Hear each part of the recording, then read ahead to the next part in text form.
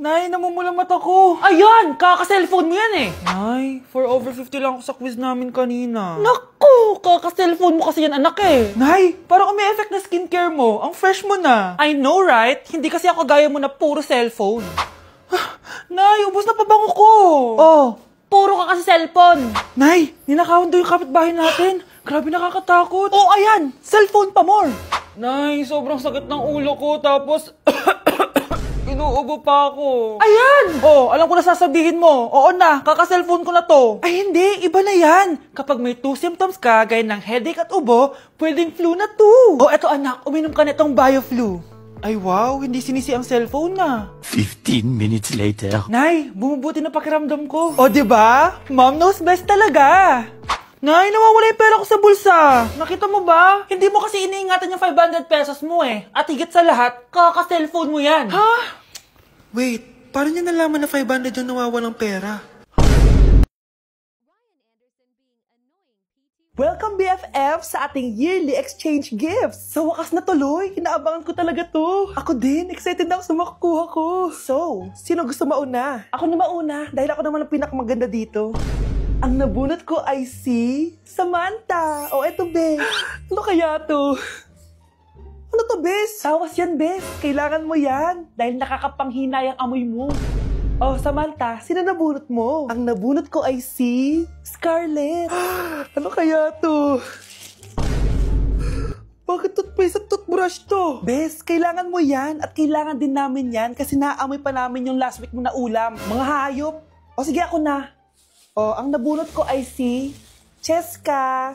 O, di ka nalugi dito ah. Wow, Bes, ang dami nito ah. Nabili ko lahat yan sa Shopee Choice. Binilang kita ng charger cord kasi palagi mo nawawala yung sayote. 69 pesos lang to. Oh, selfie stick with flashlight. Di ba mahilig ka mag-video-video? 188 pesos lang to. Oh, tinted lip balm para magmukha kang fresh kahit di ka nag-toothbrush. 87 pesos lang to. Oh, pampas grass para magmukha maganda yung kwarto mo. Oh, eto, wireless microphone para high quality ang boses mo kahit pangit ang boses mo. Ang mura naman pala. Paano yan, Bes? Paano? Just search my choice keyword sa Shopee to enjoy 50% off voucher. Pasabog ka talaga, Bes. Tama. Kaya mag-check out na rin kayo sa Shopee Choice. Okay, class. Magsisitting arrangement tayo, okay? Scarlett, tumabi ka kay Cheska. Sige po, ma'am. Hi. Oh, bago ka lang ba dito? Oo. Sana maging close tayo. Paalala ko lang sa'yo, nasa room na to, ako ang prinsesa dito. Okay? I like your hair. It's giving squatter. Sa subdivision kasi namin, uso ang reband. Ew! 2025 na, naka-Android ka pa din? It's giving blurred cam. So, boyfriend mo pala si Michael? Bakit kanya pinatulan? Sa mukhang yan? Yuck! Ang pangit ng...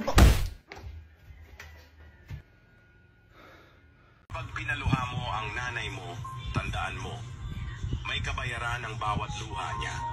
Isipin mo ito, noong maliit ka pa, ilang beses ka bang umiyak sa gabi? Ilang beses kang nagkasakit at nag-alala siya? Ilang beses kang nagutom at tiniis niya ang sarili niyang gutom para lang may maihain sa'yo? Pero ngayon, sino ang lumuluha? Ah, ganun. Pag sumagot ang bata, bastos agad. Hindi ba pwedeng nagpapaliwanag lang? Hindi ba natin kaya makinig? Lalo na kung ang bata maayos naman ang pananalita, hindi naman mataas ang boses, hindi naman bastos pag nagpapaliwanag. Ang iba kasi sa atin, hindi naman nila lahat talagang ayaw makinig. Pag nagpapaliwanag na ang bata, sure na tayo. Bes, kaya pa? Parang pasuko na itsura mo. Sobrang dami pala nito, Bes. Grabe, ang fresh mo pa din. Paano yan? Huwag kang maingay, Bes. Eto ang sikreto ko. G2G Perfect Cover Cushion. Perfect talaga to kasi lightweight na and high coverage pa. Oh, tignan nyo naman. May 3 shades to and ang shade ko ay ang custard. Try nating basain yung face ko. Oh, ayan.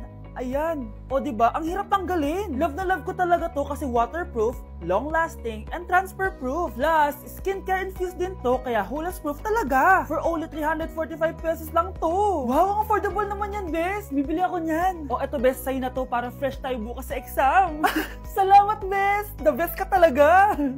Naku, taas na naman ang kuryente natin. Sino ba kasing aircon dyan? Si ate, buong araw nag-aircon. Wow kala mo din nakiki-aircon. Anay, kailangan ko na daw po magbayad ng tuition para makapag-exam ako. Ha? Bayarin na naman? Sige anak. Nay, due date na pala ng internet natin. Baka maputulan tayo. Oh, isa pa yan. Naku, sabay-sabay na. Oh, wala na naman pala naman to ref natin. Naku, kailangan na natin mag-grocery. Nay, nagpadala na daw si tatay. Ay, buti naman.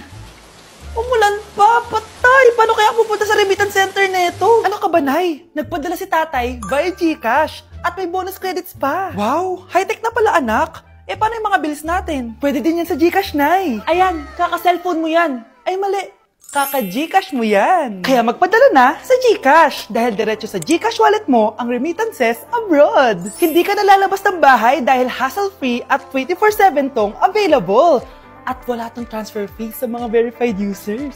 Just open your GCash app and go to your GCash wallet. Itap nyo lang yung cash in at go to Global Banks and Partners. Hanapin mo lang kung saan remittance partner siya nagpadala. I-enter mo lang yung mga kailangan na details at makukuha mo na agad yung pera, o diba? Grabe anak, ang bilis na pala ngayon. O diba, Nay? Kaya mo? I-GCash mo! Iba na talaga ngayon, no? Nung panahon namin, ang layo pa ng pinupuntahan namin para makapagpadala. Hulaan ko, Nay, tumatawid pa kayo ng bundok at ilog, no?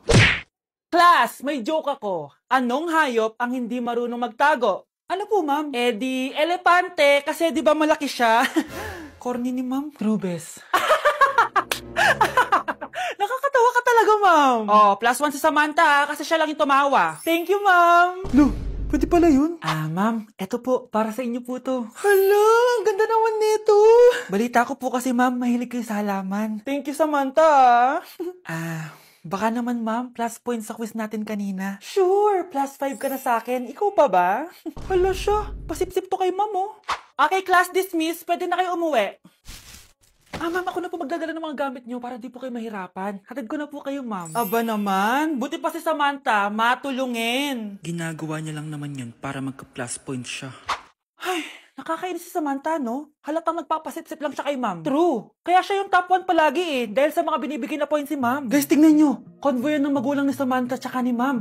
Babayaran daw si ma'am para maging valedictorian si Samantha. Grabe. Sumusobra na kayo. Okay, class, may i-announce ako. Ang valedictorian natin ay si... Sino pa ba? Eh, di si Samantha. Hala, totoo ba? Hindi ko expect. Congrats, Samantha! Ang galing nyo! Ang galing mong bumili ng grades. Ha? Scarlett, sit down! Ay, no! Convo nyo to, diba? Magkano binigay sa'yo, ma'am? 1 milyon? Wow, easy money! Alo, nagpapabayad si ma'am? Grabe. Ano kaya magiging reaction ng principal pag nasend ko to sa kanya? Hindi yan totoo! I-delete mo yan! Oops! Sorry na send. Deserve nyo yan. Lumalaban kami ng patas dito. Kailangan nyo managot. Oh, bakit may pera na naman dito? Pinamigay ko na ibang pera kahapon Kakainis naman. Ma'am, may delivery po kayo. Oh, ano to?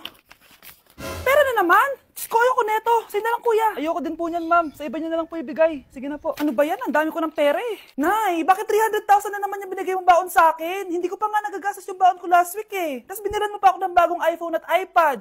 Bawasan mo yung baon ko, Nakakainis ka. Huwag ka na magreklamo. Ang dami na nga natin pera O, eto pa. Hindi ko na alam kung saan ko gagastusin to Ay, naku. Padala kasi ng padala ng pera Tapon ko na lang to. Congrats, ma'am! Kayo po ang grand winner ng 5 million pesos! Ano ba yan? Pera na naman? Pwede ba hindi ko tanggapin yan? Dami ko ng pera Ay, bawal na po namin kunin to, ma'am. Sa'yo na po to. Congrats po ulit.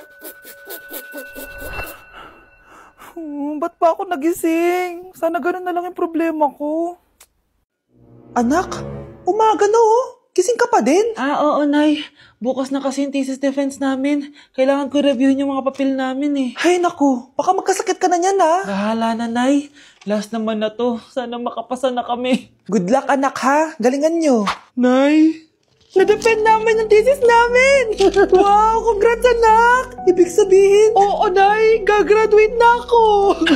Salamat naman at makakapagtapos ka na, anak! Oo nga, Nay, Worth it lahat ng stress at puyat. Kita ko nga sa mukha mo, anak ko. Sobrang dry, sobrang dull. Tas parang na-sunburn din, oh. Nay, ayoko naman magmukhang zombie sa graduation namin. I got you, anak. O, eto, gamitin mo tong Glad to Glow Brightening Moisturizer. Ginagamit ko to araw-araw, anak. Moisturizing talaga at madali ma-absorb ng skin. Take note, suitable to for all skin types. Grabe na yun, nag-brighten talaga yung skin ko. Ready na ako sa graduation namin. O, diba? Sabi ko naman sa'yo I got you. Good morning, class! Good mood si ma'am ngayon na. Sana good mood lang siya gang mamaya. Bago tayo mag-start, mag-pray muna tayo, okay? Sino gusto mag-lead? Di ako marunong niyan, ikaw na lang. Lalo na ako, di nga ako sumisimba Wala. Pag walang pumunta sa harap, lahat kayo ia-absent ko! Bes, ikaw na lang. Ma'am, ako na lang po. Madali naman pala kayo kausap Okay, class. So, dito na nagtatapos sa lesson natin. Oh, may 1 oras pa pala tayo Sige na, i-dismiss ko na kayo. Yes, be, tara gala tayo. Tara, be. Buti nilang talaga dinismiss tayo agad. Aba, excited? Uwing-uwi? Ayaw niyo siguro sa subject ko, no? Maghihintay kayo hanggang 4 p.m. dito! Walang uuwi! Grabe naman yung mood swing ni ma'am. Nakakainis. I love you too. Okay, class. Dahil good mood ako today, hindi tuloy ang quiz at lesson natin. Ay, salamat. Magagawa ko na yung assignment ko sa math. Bes, pakopya naman ako niyan. Aba! Sino nagsabi sa inyo na pwede kayo gumawa ng assignment sa ibang subject, ha? Ma'am, talagang sinisira niyo mood ko, ha? Lahat kayo bagsak sa quiz! Excuse me, Ma'am Reyes? Bakit mo tinatakot ang mga anak ko? Ma'am, hindi sila matututo kung hindi ko sila tatakutin. Hindi mo kailangan takutin ng mga bata.